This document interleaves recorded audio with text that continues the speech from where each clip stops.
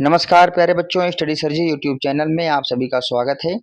आज हम इस वीडियो में करने जा रहे हैं दिल्ली शिक्षा निदेशालय दिल्ली सरकार के अंतर्गत जो विद्यालय आते हैं उन विद्यालयों में जो हिंदी का पेपर मॉर्निंग शिफ्ट में जो कल होने वाला है और इवनिंग शिफ्ट यानी जो सेकेंड शिफ्ट का पेपर जो परसों होने वाला है, उसके लिए हम यहाँ पर क्या करने वाले हैं, एक अभ्यास पत्र करने वाले हैं।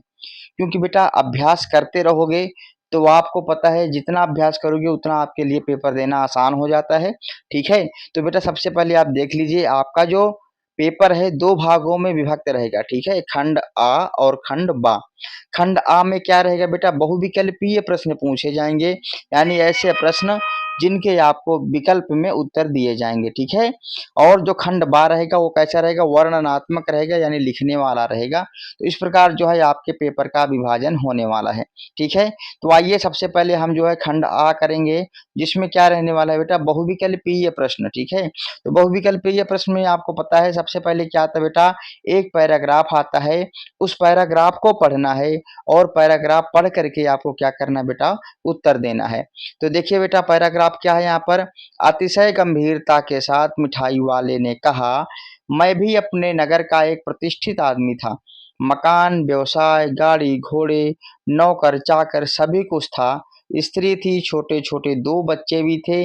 मेरा वह सोने का संसार था। बाहर संपत्ति का वैभव था, भीतर सांसारिक सुख था। स्त्री सुंदरी थी, मेरी प्राण थी। बच्चे ऐसे सुंदर थे जैसे सोने के सजीव खिलौने। उनकी अटखेलियां के मारे घर में कोलाहल मचा रहता था। समय की गति, विधाता की लीला, अब कोई नहीं है। दादी प्राण निकालने नहीं निकले, इसलिए अपने उन बच्चों की खोज में निकला हूँ। वे सब अंत में होंगे तो यहीं कहीं, आखिर कहीं न कहीं जन्मे ही होंगे। उस तरह रहता, घुल मिल कर मरता, इस तरह सुख संतोष के साथ मरूंगा। इस तरह के जीवन में कभी कभी अपने उन बच्चों की एक झलक झलक सी मिल जाती है। अब बेटा देखिए क्या है, एक पैराग्राफ है। ठीक है, अब इस पैराग्राफ को क्या करना है बेटा, आपको पढ़ना है। पैराग्राफ को पढ़ करके फिर क्या करना है, आपको आंसर देना है। ठीक है, और सबसे अच्छी बात क्या है कि आंसर के लिए भी आपको क्या मिलने वाले हैं, आंसर के लिए भी आपको विकल्प मिलने वाले हैं। तो देखिए, जब आप पेपर देने के लिए बैठ जाते हो तो आपके पास 15 मिनट का समय रहता है। उस समय करना क्या है बच्चों, उस समय आपको इस गद्यांश को अच्छे से पढ़ना है और पढ़ करके क्या करना है, जो यहाँ पर प्रश्न दिए गए हैं विकल्प में उनके उत्तर पहले से ही आपको ढूंढ के रखना है और जब समय हो जाए तो आपको लिखना है। ठीक है, आइए देखते हैं बेटा सबसे पहला प्रश्न क्या है हमारा, गद्यांश के अनुसार किसने कहा कि मैं प्रतिष्ठित व्यक्ति हूँ। अब देखिए बेटा, जब आप पैराग्राफ पढ़ोगे तो आपको पता चल जाएगा इसमें चर्चा किसकी हो रही बेटा, मिठाई वाले की चर्चा हो रही है। किसकी चर्चा हो रही है यहाँ पर मिठाई वाले की चर्चा हो रही है, इसलिए हमारा आंसर क्या हो जाएगा, मिठाई वाले ने। ठीक है, अगला प्रश्न क्या है बेटा, गद्यांश के अनुसार मिठाई वाले के कितने बच्चे थे। तो देखिए बेटा, जब आप पैराग्राफ पढ़ोगे तो यहाँ पे क्या लिखा है, छोटे छोटे जो दो बच्चे थे, है ना। तो यहाँ पर आंसर क्या लिखोगे बेटा, दो। ठीक है, इस प्रकार जो है आप अपने इस प्रश्न का जो है उत्तर दे सकते हैं।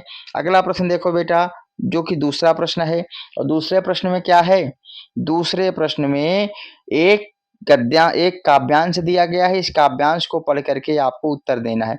देखो कितना आसान है, दो दो नंबर के प्रश्न और एक एक लाइन में लिखना है, वो भी विकल्प के माध्यम से लिखना है ना, बिना मेहनत के आपको जो है नंबर मिलने वाले हैं। ठीक है, सबसे पहले कविता पढ़ लीजिए आकर के, मैं झिझक उठा बेचैन सा, लाल होकर आंख भी दुखने लगी, मूठ देने लोग कपड़े की लगे, ऐठ बेचारी दबे पांव भागी। ये क्या है बेटा, आपके पाठ्य पुस्तक की एक कविता है और इसके आधार पर यहाँ पर कुछ प्रश्न दिए गए हैं। आइए देख लेते हैं बेटा कौन कौन से प्रश्न हैं, जिसमें सबसे पहला प्रश्न क्या है बेटा, काव्यांश के अनुसार आंख क्यों दुखने लगी। तो बेटा आंख में क्या गया था, तो आप उत्तर दोगे, आंख में तिनका पड़ने के कारण जो है आंख दुखने लग गई थी। ठीक है, इस प्रकार जो है आपको उत्तर देना है। अगला हमारा प्रश्न क्या है बेटा, काव्यांश में ऐंठ भागने का क्या अर्थ है। तो यहाँ पर बेटा घमंड चूर चूर हो जाना, ऐंठ भागने का अर्थ क्या है बेटा? घमंड का चूर चूर हो जाना। ठीक है, अगला प्रश्न क्या है बेटा? प्रश्न संख्या 3, जिसमें क्या है बेटा? आपको व्याकरण के आधार पर प्रश्न देने हैं, उत्तर देने हैं। ठीक है बेटा, प्रश्नों के, और बड़े ध्यान से पढ़ना। जिसमें बेटा सबसे पहला प्रश्न क्या है आपका? पहला प्रश्न है कि अध्यापिका शब्दों का जो है आपको बहुवचन बनाना है। ठीक है, तो बेटा आपको भी पता है अध्यापिका का बहुवचन क्या है हमारा? अध्यापिकाएं। क्या है? अध्यापिकाएं। ध्यान से पढ़ना। ठीक है बेटा, तो हमारा दूसरा उत्तर यहाँ पे सही हो जाएगा। ठीक है, अगला प्रश्न बेटा देखो, अगला प्रश्न बेटा हमारा क्या है बेटा? नीचे दिए गए विकल्पों में भाववाचक संज्ञा पहचानिए। तो देखिए बेटा, प्रयाग, इंद्रप्रस्थ, नालंदा, ये तीनों क्या है? स्थान के नाम है। ठीक है, और जो स्थान के नाम होते हैं वो हमेशा व्यक्तिवाचक होते हैं। ठीक है, एक ही ऑप्शन बचा, वो है हमारा तरुणाई। तरुणाई क्या है बेटा? भाववाचक संज्ञा है। अगला प्रश्न देख लो बेटा, सौभाग्य शब्द का विलोम बताइए। तो सौभाग्य का क्या होगा बेटा? दुर्भाग्य। क्या होगा? दुर्भाग्य। तो आप ध्यान से पढ़ना बेटा, क्योंकि थोड़ी सी मिस्टेक दी हुई है। ठीक है, आप थोड़ा सा भी मिस्टेक करोगे आपके नंबर कट जाएंगे, तो आपको ध्यान से पढ़ना है, फिर उत्तर देना है। अगला प्रश्न क्या है बेटा? सुगंधित हवा में विशेषण के भेद की पहचान बताइए। यानी बेटा जो सुगंधित शब्द है उसमें कौन सा विशेषण है? तो आप बताओगे सर इसमें तो गुणवाचक विशेषण है। कौन सा विशेषण है? गुणवाचक विशेषण है। इस प्रकार जो है आप इस प्रश्न का उत्तर दे सकते हो। आइए करते हैं बेटा प्रश्न संख्या 4। प्रश्न संख्या 4 में क्या है बेटा? एक गद्यांश है, इस गद्यांश को पढ़ करके आपको उत्तर देना है। सबसे पहले गद्यांश पढ़िए, बड़े ध्यान से आपको गद्यांश पढ़ना है। रुपया अगर अपना हो तो उसे सहेजना एक ऐसा सुखद मनमोहक कार्य है जो कि मनुष्य उसे समय सहज में ही तन्मयता प्राप्त कर लेता है। लाला झाऊलाल ने अपना कार्य समाप्त करके ऊपर देखा, पर बिलवासी जी इस बीच अंतर्ध्यान हो गए। उस दिन रात्रि में बिलवासी जी को देर तक नींद नहीं आई। वे चादर लपेटे चारपाई पर पड़े रहे। 1 बजे वे उठे, धीरे बहुत धीरे से अपनी सोई हुई पत्नी के गले से उन्होंने सोने की वो सिकड़ी निकाली जिसमें एक ताली बंधी हुई थी। फिर उसके कमरे में जाकर उन्होंने ताली से संदूक खोला, उसमें 250 के नोट ज्यों के त्यों रख उन्होंने उसे बंद कर दिया। फिर दबे पांव लौट करके ताली को उन्होंने पूर्ववत अपनी पत्नी के गले में डाल दिया। उसके बाद उन्होंने हंसकर अंगड़ाई ली और दूसरे दिन सुबह 8 बजे तक चैन की नींद सोए। ठीक है बेटा, ये क्या है? अकबरी लोटा पाठ क्या का है? पाठ का क्या है बेटा? एक गद्यांश है। इसके आधार पर आपको क्या करना है? उत्तर देना है। इसमें बेटा पहला प्रश्न क्या है? बड़े ध्यान से देखिए, गद्यांश के अनुसार किसको सहेजना सुखद और मनमोहक कार्य है? तो बेटा आपने पाठ में पढ़ा है कि पैसे को सहेजना, ठीक है, रुपया को सहेजना क्या है? मनमोहक कार्य है। तो तीसरा आपका उत्तर यहाँ पर सही हो जाएगा। चौथा प्रश्न क्या है बेटा? कि गद्यांश के अनुसार जब लाला झाऊलाल अपना कार्य कर रहे थे, इस बीच कौन अंतर्ध्यान हो गए? तो आप बताओगे, पाठ में आपने पढ़ा कि बिलवासी जी वहां से क्या हो गए? अंतर्ध्यान हो गए। बेटा आपको करना क्या है? बहुत आसानी से आपको पैराग्राफ पढ़ना है। जब आप पैराग्राफ पढ़ोगे तो देखिए सारे उत्तर आपको यहाँ पे मिल जाएंगे। ठीक है बेटा, यहाँ देखिए कौन है? बिलवासी जी क्या हो गए? इस बीच अंतर्ध्यान हो गए। इस प्रकार जो है आप अपना उत्तर ढूंढ सकते हो। ठीक है, अगला प्रश्न देखिए बेटा क्या है? तीसरा, लेखक के अनुसार रात्रि के 1 बजे कौन उठा? तो बेटा आपको पता है रात्रि में 1 बजे कौन उठा? बिलवासी दास जी उठ जाए, बिलवासी मिश्र जी वहां पर उठे। ठीक है, अगला है गद्यांश के अनुसार सोने की सिकड़ी में क्या बंधी हुई थी? तो आपने पढ़ा सोने की सिकड़ी में क्या बंधी हुई थी बेटा? ताली बंधी हुई थी। क्या बंधी हुई थी? ताली। ठीक है, इस प्रकार जो है आपको उत्तर देना था। आइए देखते हैं बेटा अगला प्रश्न। अगला प्रश्न क्या है? एक काव्यांश है जिसको पढ़ करके आपको उत्तर देना है। काव्यांश देख लीजिए बेटा, हम तो केवल यह आंकते हैं कि एक देश की धरती दूसरे देश को सुगंध भेजती है और वह सुगंध हवा में तैरते हुए पक्षियों की पांखों पर तिरता है और एक देश का भाव दूसरे देश में पानी बन करके गिरता है। ये क्या है बेटा? एक काव्यांश है, इसको पढ़ना है और क्या करना है? आपको उत्तर देना है। तो सबसे पहला प्रश्न देखिए बड़े ध्यान से, क्या है? काव्यांश के अनुसार एक देश की धरती दूसरे देश को क्या भेजती है? तो इसके उत्तर में क्या लिखोगे बेटा? बेटा? सुगंध भेजती है। क्या भेजती है? सुगंध भेजती है। ठीक है। अगला प्रश्न हमारा क्या है? काव्यांश के अनुसार सुगंध कैसी हवा में तैरती है? तो आप बताओगे सौरभ हवा में तैरती है। किसकी हवा में? सौरभ हवा में तैरती है। ठीक है बेटा, इस प्रकार जो है आप इस प्रश्न का जो है उत्तर दे दोगे। अगला प्रश्न बेटा हमारा क्या है?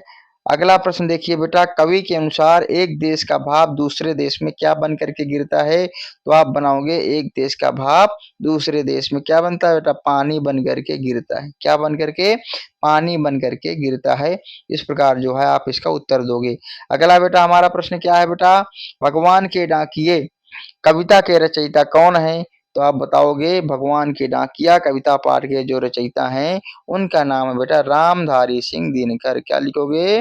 रामधारी सिंह दिनकर। ये क्या हो जाएगा बेटा इस प्रश्न का हमारा उत्तर। आइए बेटा करते हैं अगला प्रश्न। अगला प्रश्न है बेटा प्रश्न संख्या 6। तो बेटा प्रश्न संख्या 6 में क्या कहा गया? ध्यान से देखिए। निम्नलिखित प्रश्नों के उत्तर दीजिए। बदलू क्या काम करता था?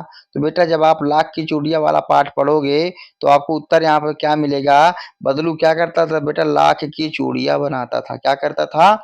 लाख की चूड़ियां बनाता था। अगला प्रश्न है बेटा अकबरी लोटा जो पाठ है उसमें लोटा कितने रुपए का बिका? तो आप बताओगे 500 रुपए का बिक गया। कितने सौ रुपए का? 500 रुपए का बिका। आप जो है इस प्रकार जो है इसमें उत्तर दे सकते हो। ठीक है। तो बेटा अगला प्रश्न है हमारा प्रश्न संख्या 7, जिसके प्रश्नों को पढ़ करके हमें क्या करना? उत्तर देना है। पहला प्रश्न है बालक श्री कृष्ण किस लोभ के कारण दूध पीने के लिए तैयार हुए? तो बेटा जब आप पाठ को पढ़ोगे तो इसका उत्तर मिलेगा चोटी बढ़ने के। ठीक है, चोटी बढ़ने के लोभ के कारण। ठीक है। अगला क्या? भगवान के डाकिया किसको कहा गया है? तो आप बताओगे भगवान के डाकिया पक्षी और बादलों को कहा गया है। इस प्रकार जो है आपको यहाँ पर करना है। ठीक है। आइए बेटा आगे देखते हैं जो कि हमारा खंडबा है, जो कि है व्याकरणात्मक कार्य। मैं पूरा तो नहीं करने वाला हूं लेकिन 8वां प्रश्न यहाँ पर मैं करवा देता हूं। ठीक है बेटा, जिसमें देखो पाप और पुण्य में कौन सा समास है? तो बेटा मैं आपको समास पहचानने की एक ट्रिक बता देता हूं बेटा, आप ध्यान रखना। ठीक है बेटा, जिस भी शब्द में योजक चिन्ह आ जाए, क्या आ जाए? योजक चिन्ह आ जाए, तब आपको क्या बताना है उस समास में? तब आपको बताना है उस समास का नाम द्वंद्व समास। क्या समास बताओगे? द्वंद्व समास। समझ में आ गई बात? आगे देख लीजिए बेटा, जिस भी समास में संख्या आ जाए, गिनती वाले शब्द आ जाए, ठीक है, जो संख्यावाची जो समास होते हैं वो हमारा क्या हो जाएगा बेटा? द्विगु समास। क्या हो जाएगा?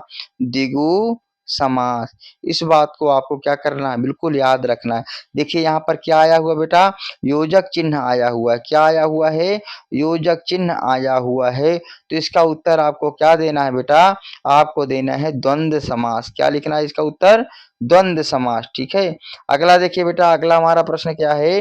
प्रतिदिन शब्द में मूल शब्द क्या है? तो देखो बेटा दो शब्दों से मिला है बेटा। प्रति क्या हमारा? उपसर्ग है, और दूसरा शब्द क्या है हमारा? दिन। तो दिन यहाँ पर क्या है? मूल शब्द है। प्रति यहाँ पे क्या है बेटा? हमारा उपसर्ग है। ठीक है। आगे देखिए बेटा, प्रस्तुति में आपको क्या करना है? उपसर्ग बताना है। ठीक है। तो प्रस्तुति कैसे बना बेटा? प्रा उसमें क्या है? उपसर्ग है, और स्तुति क्या है बेटा? इसमें मूल शब्द है। अगला देखिए बेटा, मंगल गान गाओ, वाक्य में विशेषण आपको पहचानना है। तो विशेषण आपको क्या करना है बेटा? मंगल। क्या है इसमें? मंगल क्या है बेटा? हमारा विशेषण है। ठीक है। तो इस प्रकार जो है आपको छांट करके उत्तर लिखना है। तो इस प्रकार बेटा आपको क्या करना है? इन प्रश्नों का उत्तर देना है। आगे के जो प्रश्न है बेटा, ये क्या है बेटा? आपके पाठ्य पुस्तक के प्रश्न है। आपको इनको पढ़ना है और अच्छे से तैयारी करना है। ठीक है। आपका कल है पेपर या तो परसों है, जब भी आपका पेपर है आपके लिए ऑल द बेस्ट। आशा करता हूँ ये वीडियो आप सबके लिए मददगार साबित होगी। यदि अभी तक आपने हमारे चैनल को सब्सक्राइब नहीं किया है तो कृपया हमारे चैनल को सब्सक्राइब करें, वीडियो को अधिक से अधिक शेयर करें। वीडियो देखने के लिए आप सबका बहुत बहुत धन्यवाद।